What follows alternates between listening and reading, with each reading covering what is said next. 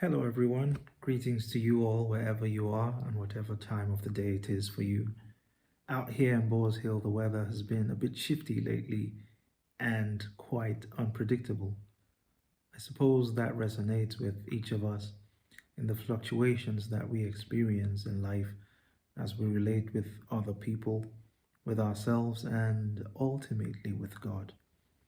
The uncertainties that these fluctuations bring our way sometimes leave us in places where we feel truly sad, utterly devastated, disappointed, and find it difficult to forgive.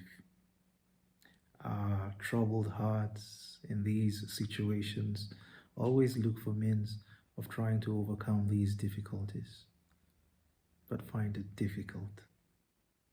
But Christ always tells us to have courage amidst these difficulties, for he has conquered the world.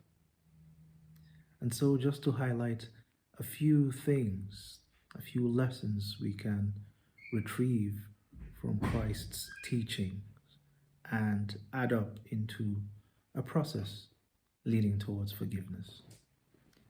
I would just like to um, discuss this as a three-step process. The first being that of waiting, the second being that of remembering, the third being that of offering. And the story I would love to use to highlight the first step is the parable that Jesus uses about the prodigal son who had requested and received his inheritance from his father while his father was still alive. In other words, wishing his father dead, and went off squandering the money until he came back to his senses and decided to journey back to the father, requesting to serve in the status as servant. But his father, noticing his returning son from afar, having been waiting, runs up to his son and reinstalls him with his rights as heir. And so Christ is teaching us in this lesson that we must or we need to wait for people to come back to their senses. Now, I understand how difficult that might sound because sometimes you might wait your entire lifetime. But if we look at Christ, especially from his example on the cross, those who were crucifying him had not even arrived at the point where they had come back to their senses. They didn't know what they were doing. Hence, to the very end, Christ waited and prayed for them, saying, "Father, forgive them. They know not what they do."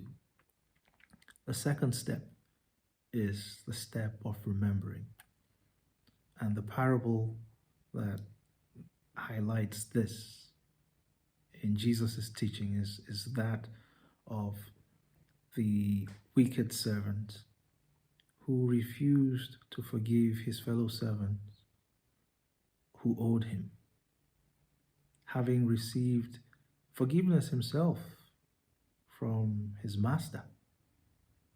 And Jesus gave this parable to Peter when Peter asked him how many times he has to endure his brother's, offense against him. 7 times. And the Lord tells him, not just 7, I tell you, Peter, but 70 times 7. In other words, it's not so much about counting, but remembering how much mercy you yourself have received. That helps you to forgive others. And the third step, that is the step of offering. This was the occasion where Jesus had been invited to a certain official's house for a meal, and the lady who was known for to be sinful, came behind Jesus and wept. She came with expensive oil and poured them on his feet, weeping and wiping his feet with her hair. And the hosts of Jesus, you know, questioned the authenticity of Jesus's prophetic office. Because if he was truly a prophet, he would have known that this person touching him was a really sinful person. But Jesus uses another parable to buttress his point.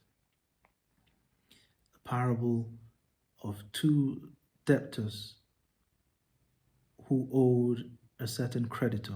One owed 50 denarii to the creditor, the other owed 500.